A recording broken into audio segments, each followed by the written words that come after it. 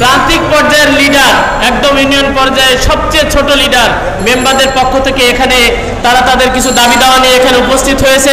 আপনারা জানেন যে এই দেশের সবচেয়ে শেষ প্রান্তে প্রান্তিক পর্যায়ের লিডাররা হলো ইউনিয়ন পরিষদের মেম্বার। তারা দিনে রাতে অনেক পরিশ্রম করে, তাদের কোনো দাবি দেওয়া কোনো কর্মসূচি কিছু উপর পর্যন্ত যাইতে গেলে অনেকগুলো ধাপ পার হয়ে তারপর যেতে হয়। তারা দিনে রাতে অসংখ্য মানুষের সাথে তাদের সম্পর্ক বজায় রেখে দিন রাত পর্যন্ত তারা অনেক কষ্ট করে। সেই তুলনায় তাদের বেতন ভাতা খুবই কম। এখানে তারা কিছু তাদের মৌলিক এবং যৌক্তিক দাবি নিয়ে তারা আন্দোলনে নেমেছে। আমরা তাদের সাথে সংহতি প্রকাশ করছি। তাদের বেতন ভাতা খুবই কম, তাদের কোনো টিএডিএ নাই, তাদের কোনো উৎসব ভাতা নাই, তাদের কোনো চিকিৎসা ভাতা নাই। তারা এই মৌলিক দাবিগুলো আমাদের মাধ্যমে, তাদের এই প্রোগ্রামের মাধ্যমে এই দেশের মানুষের কাছে, এই দেশবাসীর কাছে তারা জানাতে চায়। আমরা তাদের সাথে সংহতি প্রকাশ করছি। আমরা তাদের এই যৌক্তিক দাবিগুলোর সাথে একমত প্রকাশ করছি যে তাদের আসলে এই দাবি দাওয়াগুলো সরকার বা যারা দায়িত্বশীল তাদের এটা মেনে নেওয়া উচিত। তারা তাদের মনের কথাগুলো এখানে বলতে পারছে। তারা রাস্তায় নেমে এসেছে। সারা দেশে তাদের প্রায় 54 থেকে 55 হাজার সদস্য রয়েছে।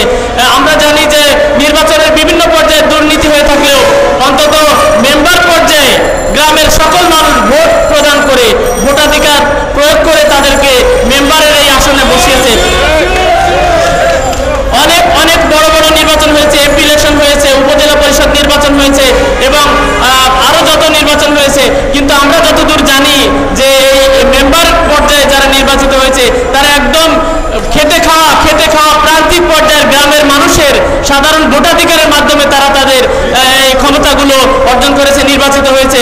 সুতরাং তারা দিনে রাতের 11টা 12টা শুয়ে থাকলেও অনেক মানুষ তাদের কাছে বিভিন্ন দাবি দাওয়া নিয়ে গেছে যে আমার এই কাজটা আজকের মধ্যে করতে হবে, এখনই চেয়ারম্যানের কানে পৌঁছে দিতে হবে। সুতরাং তারা ঘুম বাদ দিয়ে তাদের দাবি দেওয়া নিয়ে কথা বলেছে।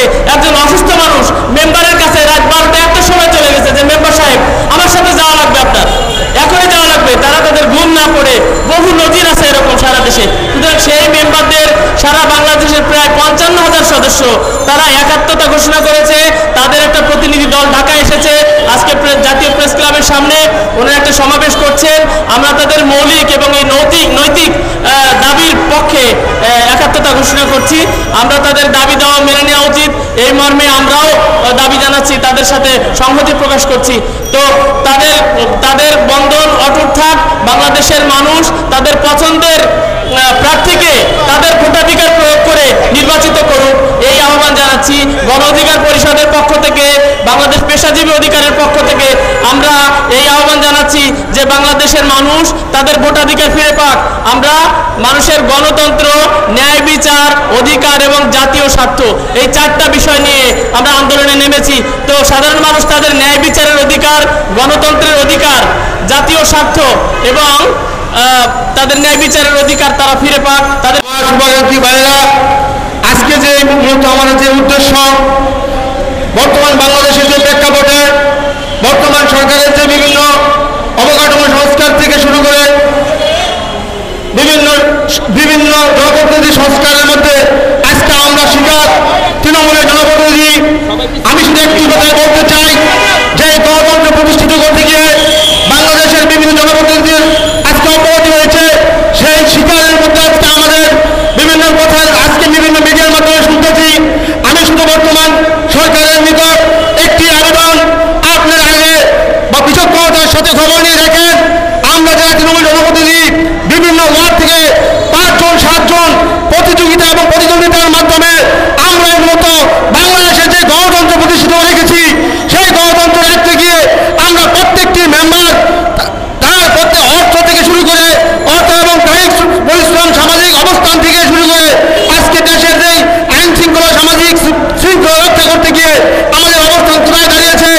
আজকে আপনারা যে কোনো মুহূর্তে, যে কোনো সময়, যে কোনো সিদ্ধান্ত উপনীত হওয়ার আগে আর এই আজকে 11 দফা উপস্থাপনের লক্ষ্যে যে সমস্ত ত্যাগী বীর সেনাদের, আবু সাইদ মুক্তর মতো অসংখ্য বীর সেনাদের রক্তের বদৌলতে আজ আমরা এই জাতীয় প্রেস ক্লাবের সামনে দাঁড়িয়ে প্রান্তিক পর্যায়ের জনগোষ্ঠীর তৃণমূল জনপ্রতিনিধিদের 11 দফা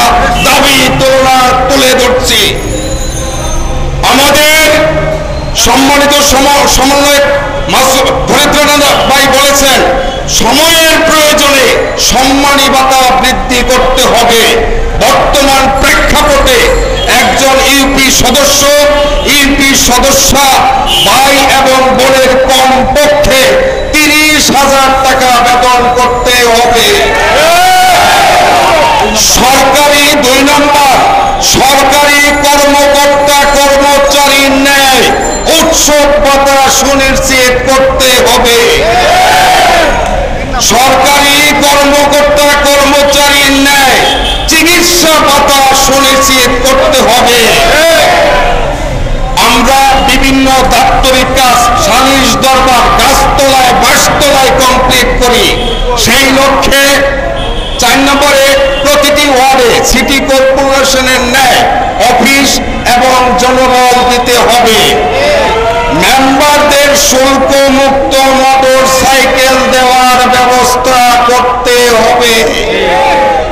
উপজেলা পরিষদের মাসিক সভায় কমপক্ষে একজন ইউপি সদস্য, একজন ইউপি সদস্যা উপস্থিত থাকার বিধান সুনিশ্চিত করতে হবে। উপজেলা শৃঙ্খলা কমিটির সভায় আমাদের কমপক্ষে একজন ইউপি সদস্য ও একজন ইউপি সদস্য রাখার বিধান সুনিশ্চিত করতে হবে। আপনারা জানেন, আমরা আমাদের ওয়ার্ডে যেমন শুভাকাঙ্ক্ষীর অভাব নাই, শত্রুর অভাব নাই। নির্বাচনের সময় একাধিক ব্যক্তিকে পরাজিত করে আমরা বিজয়ী হয়ে থাকি। সেই লক্ষ্যে আমাদের দাবি, অধিকতর তদন্ত ছাড়া ইউপি মেম্বারদের নামে ইচ্ছে করলে থানায় মামলা নেওয়া যাবে না। সংশ্লিষ্ট কর্তৃপক্ষের অনুমতি ছাড়া ইউপি মেম্বারদের আটক বা গ্রেপ্তার করা যাবে না। 10 নম্বর, ইউপি মেম্বারগণকে টিএডি এর বিধান সুনিশ্চিত করতে হবে। ইউপি স্ট্যান্ডিং কমিটির দায়িত্বপ্রাপ্ত মেম্বারদের সম্মানী ও সভা খরচ নিশ্চিত করতে হবে। ধন্যবাদ সাংবাদিক বন্ধুগণ, আপনাদের অসংখ্য ধন্যবাদ। আমাদের মতো প্রান্তিক পর্যায়ে তৃণমূল জনপ্রতিনিধি, ক্ষুদ্র জনপ্রতিনিধির প্রতি সহানুভূতিপূর্ব আমাদের এই বার্তাগুলি রাখার জন্য আমার তাহলে একটু সময় নেব কি বলেন যে আপনাদের প্রতি আমার অনুরোধ, বাংলাদেশের 55,000 মেম্বার সমাজের শান্তি শৃঙ্খলা রক্ষার্থে সে কার টাকা বল থেকে মধ্যরা ব্যক্তি কাজ করে যাচ্ছে। আমাদের দেখার কেউ নেই। বিগত 15 বছরে আমরা এমন কোন টেবিল, এমন কোন ব্রিজ খুঁজে পাইনি যেখানে আমরা আমাদের অধিকারের কথা চালাতে পারি। আজ একটা উন্মুক্ত পরিবেশ। এই উন্মুক্ত পরিবেশে আপনারা যারা সাংবাদিক বন্ধুগণ আছেন, আপনাদের মাধ্যমে মহামান্য সম্মানিত অন্তর্বর্তীকালীন সরকারের প্রতি আমাদের বিনীত অনুরোধ, বিগত 15 বছরে যদি কোনো সঠিক, সুষ্ঠু, নিখুঁত, পবিত্র নির্বাচন হয়ে থাকে, সেটা ইউনিয়ন পরিষদের মেম্বার বাইরে নির্বাচন হয়েছে। ইতিপূর্বে একজন বক্তা বলে গেছেন, আওয়ামী লীগের বলির পাঠা আমাদের বানাবেন না। আমরা জনগণের পবিত্র ভোটে, তুমুল যুদ্ধের মাধ্যমে নির্বাচিত হয়েছি। আপনি আজ প্রত্যেকটা মেম্বারের সাথে সাধারণ মানুষের, খেটে খাওয়া মানুষের, খেটে খাওয়ারের মানুষের, কৃষকের, মজুরের যাতায়াত যোগাযোগ, ওনারা যখন বলেন বাবা তোমাদের অপসারণ করা হলে আমরা একটা পরিচয় পত্র কোথায় পাবো, তোমাদের অপসারণ করা হলে আমরা একটা অরিজিনাল সার্টিফিকেট কার কাছে গিয়ে আনবো, এই বাস্তবতা উপলব্ধি করে খেটে খাওয়া প্রান্তিক তৃণমূল জনগোষ্ঠীর কথা বিবেচনা করে আমাদের অপসারণ করার